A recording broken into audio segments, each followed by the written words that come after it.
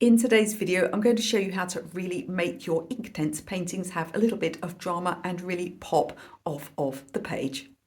So a few weeks ago, I did a full tutorial of Inktense pencils here on YouTube, and we painted a beautiful daisy. Now, I'll put a link to that video in the video description if you'd like to watch that through. But as is often the case when I finish a painting, I like to go back in and just ramp up the drama. Now, it's always a good idea to do this maybe the next day or even a few days later when you've had time to think about what your picture really needs. Because if you go into early and you just try and sort of, as I always talk about, run that painting like a race car until you crash it into a wall, it's easy to overwork a piece. So I thought in this video I'd just show you the process of how I go back into a painting, and this is Inktense, but I'll do this for any medium I'm working in, and just see if there's anywhere that I can dial up the contrast, the colours, the values a little bit in order to make that painting even better. And you can decide at the end of the video whether you think I've improved the painting or pushed it too far.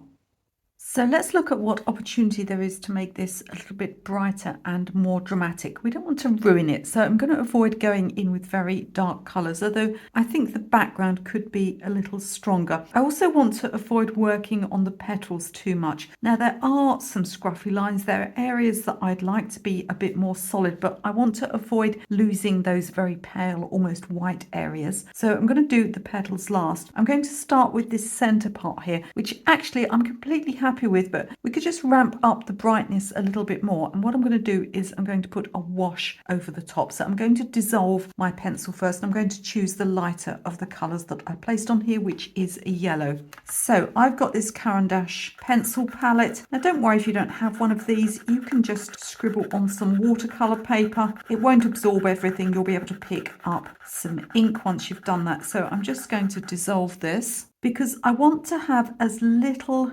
disturbance as possible with the underneath layer. And you can choose how dark this is by adding more or less water. And what I'm going to do is take this across the entire center of the flower with a very light touch. What a wash does is it makes things look more solid. It can change the warmth or coolness of colors. It can brighten things up, and it can just make everything hang together with a little bit more cohesion. So let's apply it. I'll start in the lighter area around here, being careful because as I go to these areas where there's some purple, there's a chance of some of this re-agitating. And if you tell me that that doesn't happen, as I said, watch my earlier video, it certainly can happen. Now, often when you place a wash on top like this, it can initially look a little duller. That's just because it hasn't dried and settled into the paper. So keeping it as simple as that, not agitating strongly. We've retained all of the original colours there. There's just one thing I am going to do, which is just make these greens here a little stronger. They seem to have dulled down a little. Other than that, I'm not touching any more of the original piece. Now, whilst that centre part is drying, I'm going to go back in with the colours that I originally used in the background, and I've got the advantage now of seeing how dark or light they look next to these petals. So any areas where the petals are quite light, I don't feel they're showing up strongly enough, I can go in with some more of this leaf green, trying to colour quite evenly. And the other colour I used was some more of that sun yellow. I'm not going to introduce different colours to the background, only the ones I've already used. So taking these colours in, pretty much following where those colours were to start with, but we'll just get a stronger effect. And like I said, anywhere that I want to be a little bit darker now, I'll bring my pencil in. I'm not going right up to the edge. It's much better to take the paintbrush up to the edge so that we get a nice sharp outline around those petals, which is really what I'm looking for. I'll do this all the way around, working in with my leaf green and my sun yellow, and then I'll show you how I'm going to apply the water to maintain this vignette effect that we did the first time round. Before we carry on with today's short tutorial, I'd love you to just press that like button for me, that thumbs up. It's a silly little thing, but it really makes a big difference to the YouTube algorithm. If you can like, share, free subscribe, this channel is fully cat approved, or even leave me a nice comment. It all makes a big difference to YouTube, pushes my videos out to more people. I can help more people learn how to paint and draw.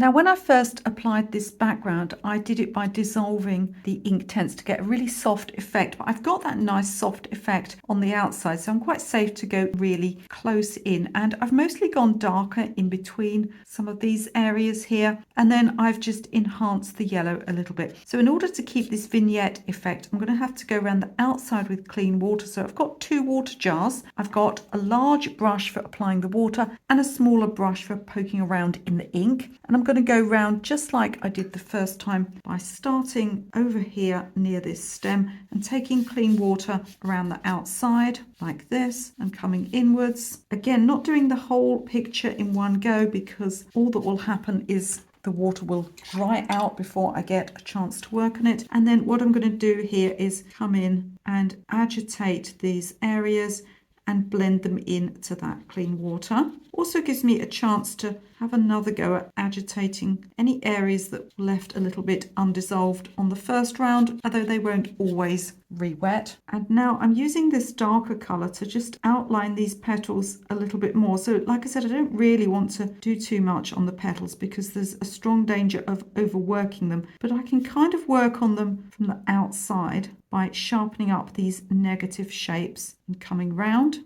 Once I start to come off where the clean water is, I'll just go in and add some more. Now there's always a danger of leaving some of the pencil undissolved, but that just is a somewhat of a difficulty of working with either Inktense or watercolor pencils. But I don't mind a little bit of texture in this background. I just don't want it out near the edge here where we've got this lovely soft faded edge. I'll continue working all the way around until I get back to the other side. So at this stage, everything's completely dry, and the only thing I really want to do to the petals is add a little shadow in colours. If we look at the original photograph, there are areas of shadow that are quite strong. Now, the best way to make any sort of grey or shadow colour is to go into, at least a cool shadow colour, is to go into some blue and mix with the other colours I'm using, but I don't actually have any blue in my palette and I don't want to add any. I've got things with blue in, like purple and like green, so what I've done is I've done a bit of experimenting and mixing.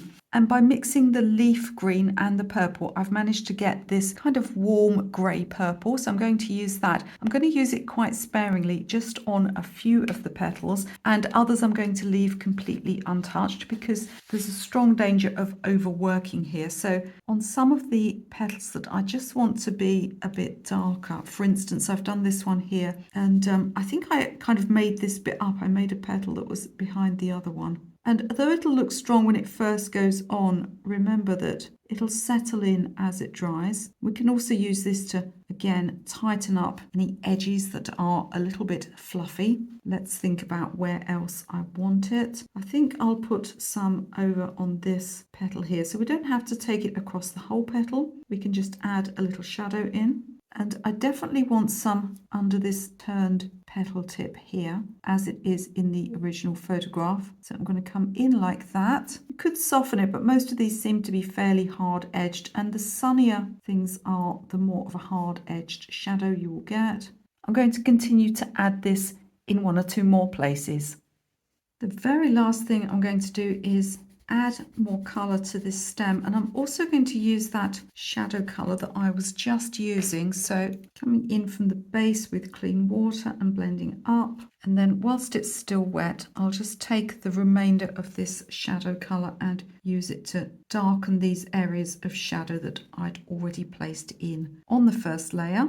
I'll put a picture up so you can see the before and after. Don't forget to let me know what you think in the comments.